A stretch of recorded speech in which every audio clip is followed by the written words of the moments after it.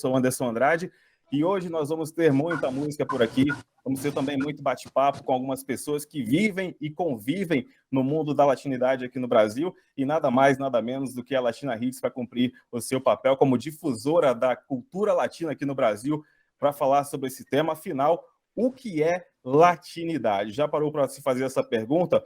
E o nosso objetivo aqui é esse, é integrar a cultura, essa cultura que é tão rica, tão linda, tão diversa, que é a cultura latina. E para falar sobre o Dia Internacional, né, o Dia Mundial da Latinidade, nós temos aqui vários convidados, alguns vão estar durante todo o programa, outros vão entrar ao longo do programa. Nós vamos ter ela que é cantora, compositora e reggaetoneira, Line. Então, vamos ter também ela que é criadora de conteúdo digital e professora de espanhol, apaixonada pela literatura, e também mediadora do clube Leia Latinos, que é a Jéssica Masso, que está aqui com a gente. Oi, Jéssica, boa tarde para você.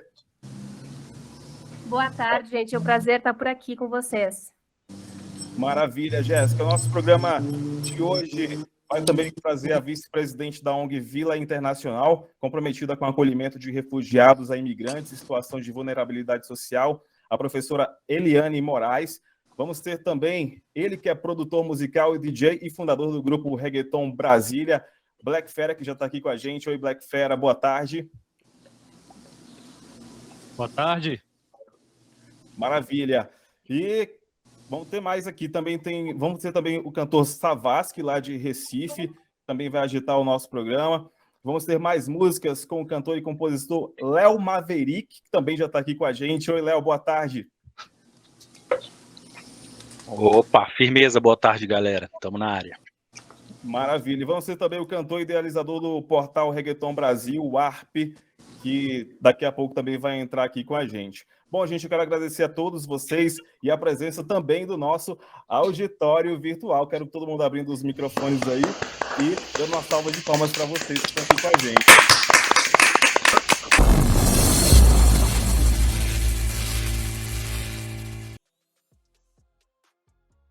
O que te despertou para esse lado aí de se tornar uma entusiasta da leitura, especificamente aí de obras latinas, né? Eu vejo que você, não sei se você apresenta outras obras, mas eu vejo, pelo menos as que eu vi no seu canal, tem bastante dicas de obras latinas. O que te despertou realmente para esse lado?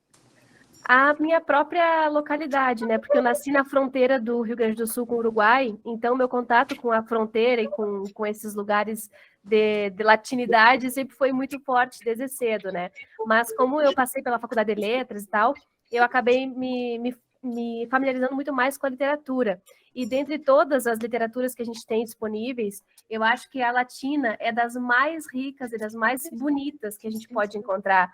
É uma das literaturas que mais me chama atenção, que eu acho que as pessoas mais experimentam. E aí, por isso, por conta disso, por saber que é uma literatura tão preciosa e também, ao mesmo tempo, perceber que as pessoas não dão valor, em geral, para essa literatura, as pessoas leem muito Estados Unidos e Europa, eu pensei que eu deveria aproveitar os espaços da internet para falar sobre isso, né, para poder incentivar a leitura dessa literatura que é tão importante, que fala sobre nós, né, ainda que muitos brasileiros não se vejam como latinos, mas fala muito sobre a nossa história, do nosso continente. Então, eu acho que é meio que um dever da gente olhar para essas coisas, né? Daí meu interesse por falar sobre essa literatura com mais foco, né? Eu falo de outras coisas também, mas o meu coração é totalmente ligado à literatura latina mesmo. Então, você que já viveu aí nessa fronteira, aí, você acha que a cultura nossa aqui no Brasil, de um modo geral, ela é muito diferente da cultura dos outros países latinos, ou uma homogeneidade entre os países de língua espanhola que se distanciam aí da cultura que a gente vive aqui?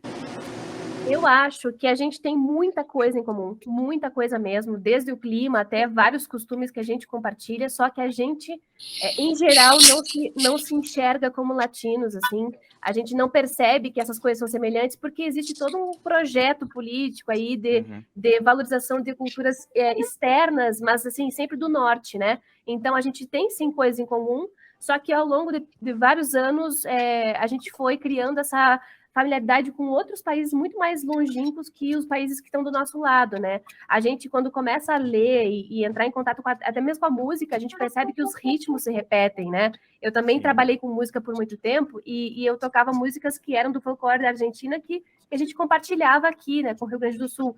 Então, tem coisas que são muito semelhantes, só que a gente não vê ou não foi ensinado a ver, né? E daí é um pouco preocupante que a gente se identifique com países mais distantes de nós do que aqueles que estão aqui bem do nosso lado, né? Um autor latino-americano especificamente, aí, que você admire, que você goste bastante, você poderia indicar também para a gente? Ah, com certeza. A gente pode falar dos clássicos, né? Tem o Gabriel Garcia Marques, que é colombiano e que fala muito sobre as nossas culturas daqui, que eu acho que é um dos que escreve mais, de uma forma mais bonita, mas tem também vários aqui do lado que escrevem muito bem, autores chilenos que eu gosto demais, que tratam de assuntos que são comuns, como a ditadura, por exemplo. Então, a gente pode citar o Alejandro Zambra, que é um dos meus preferidos também, e várias mulheres escrevendo coisas incríveis também nesse movimento mais recente, né? Algumas argentinas, como a Mariana Henriques, são alguns dos meus favoritos, mas aí eu teria que ficar falando a tarde inteira. Agora, falando em leitura, né, mas mudando um pouquinho do contexto aí da arte, eu queria que você falasse assim um pouquinho qual que é a influência que você enxerga nas novelas, tanto a novela brasileira quanto as novelas mexicanas, assim, que elas exercem realmente entre os países latinos. Qual que é a influência que você observa?